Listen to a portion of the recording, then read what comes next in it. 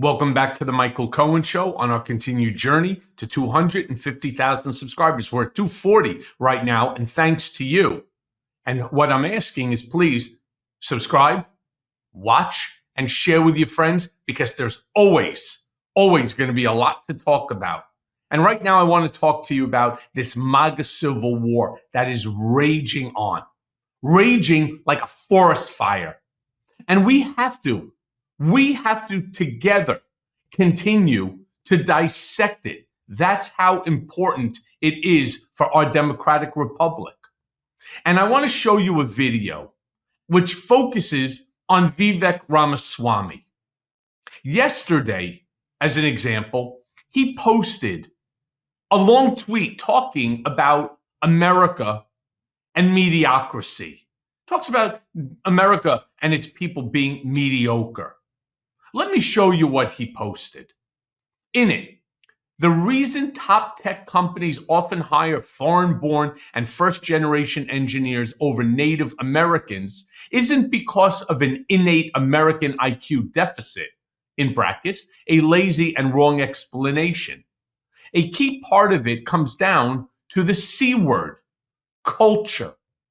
Tough questions demand tough answers. And if we're really serious about fixing the problem, we have to confront the truth. Our American culture has venerated mediocrity over excellence for way too long, at least since the 90s and likely longer. That doesn't start in college, it starts young. A culture that celebrates the prom queen over the math Olympiad champ, or the jock over the valedictorian, will not produce the best engineers. A culture that venerates Corey from Boy Meets World, or Zach and Slater over Screech and Saved by the Bell, or Stefan over Steve Urkel in Family Matters, will not produce the best engineers. Goes on to say, fact. I know multiple sets of immigrant parents in the 90s who actively limited how much their kids could watch those TV shows precisely because they promoted mediocrity, and their kids went on to become wildly successful STEM graduates. More movies like Whiplash, fewer reruns of Friends, more math tutoring, fewer sleepovers, more weekend science competitions, fewer Saturday morning cartoons, more books, less TV, more creating, less chilling, more extracurriculars, less hanging out at the mall. Most normal American parents look skeptically at those kids of parents. More normal American kids view those kinds of kids with scorn. If you grow up aspiring to normalcy, normalcy is what you will achieve. Now close your eyes and visualize which families you knew in the 90s, or even now, who raise their kids according to one model versus the other. Be brutally honest.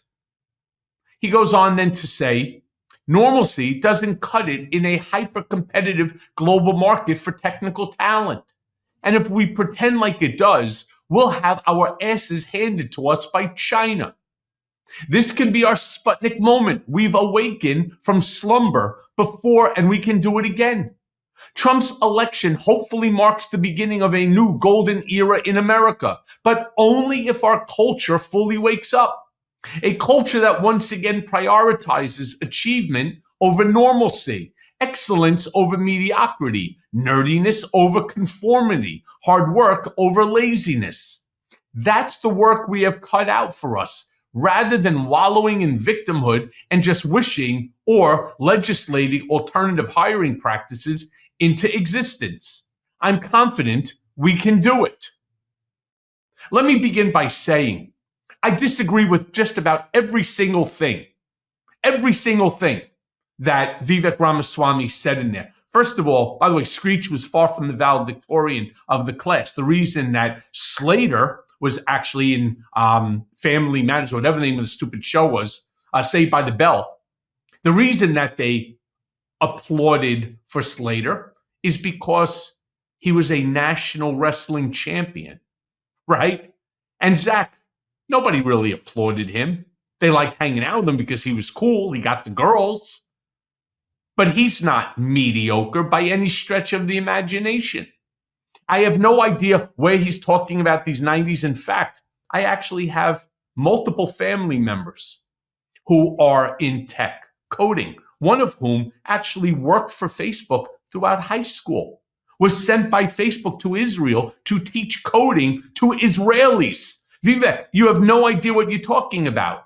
And by the way, they watched television, they watched all sports, they watched cartoons, they read lots of books. And you know what? One of them is actually valedictorian of his class. That's right. And they're all doing incredibly well. So you're absolutely wrong. And by the way, they're not alone. They're not unique in this country. We have incredible brilliance in this country.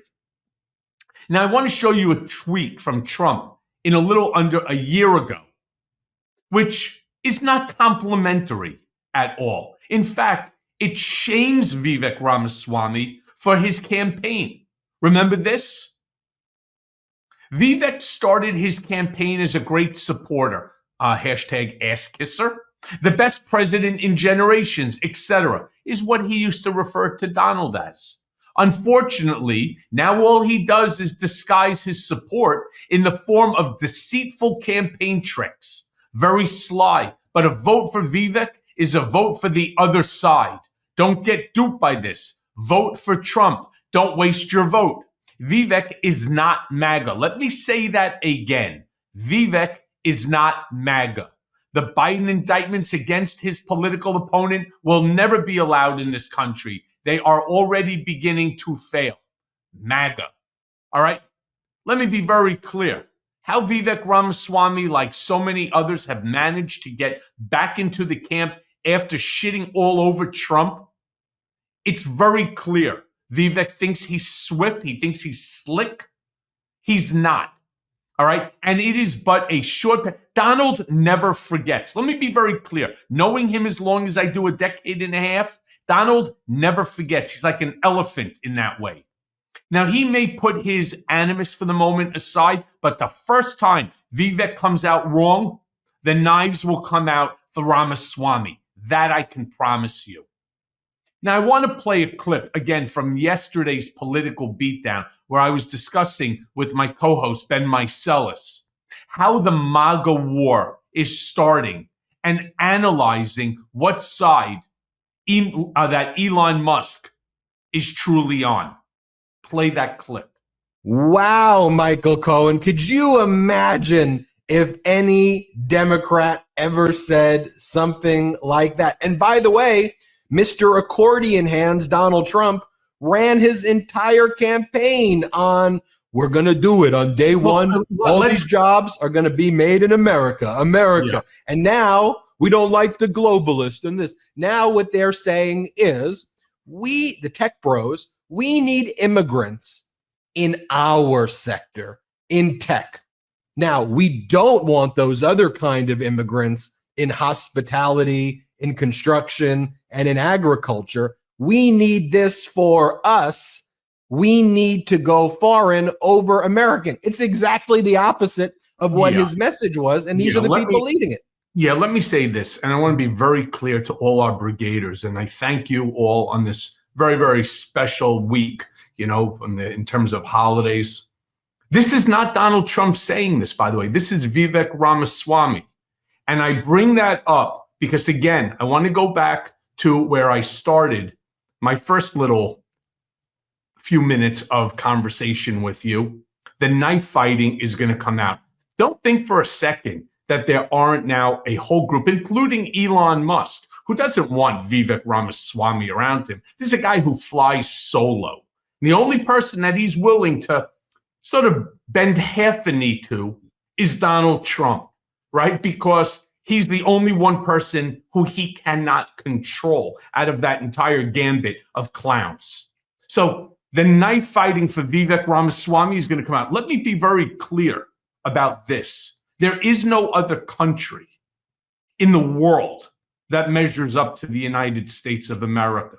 And how do we know that to be an accurate statement? Because we lead economically in the world by 2.5-fold. Our GDP is 2.5 times that of China's. We are the place everybody wants to go to. We are the place everybody wants to live and wants to make their, make the American dream possible for them. And we've been like that now for a while.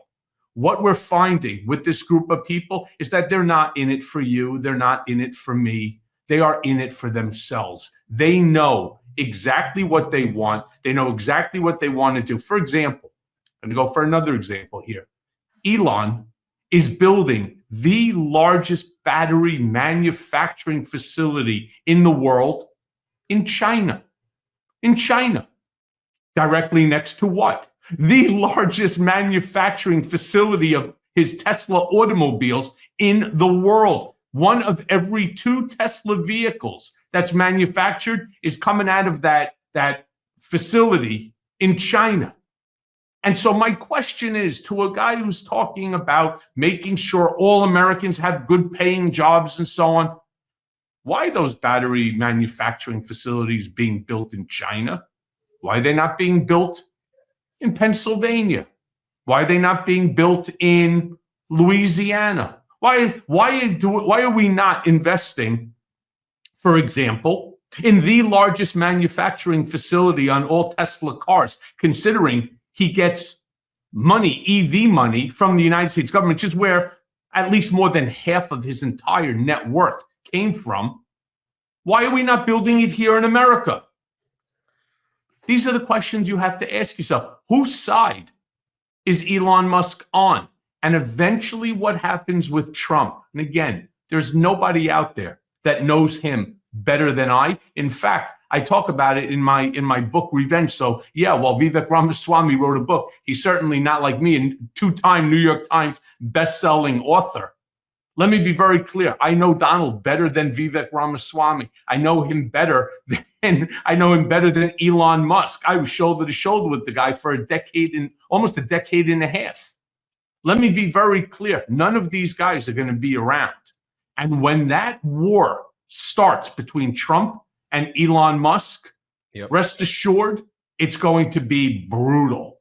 Brutal. Hey, everyone. First of all, thanks for watching. I mean, we're going to be posting daily episodes with reactions and talking about politics. We'll be talking about everything, in fact. So please like and subscribe. Join us on this journey.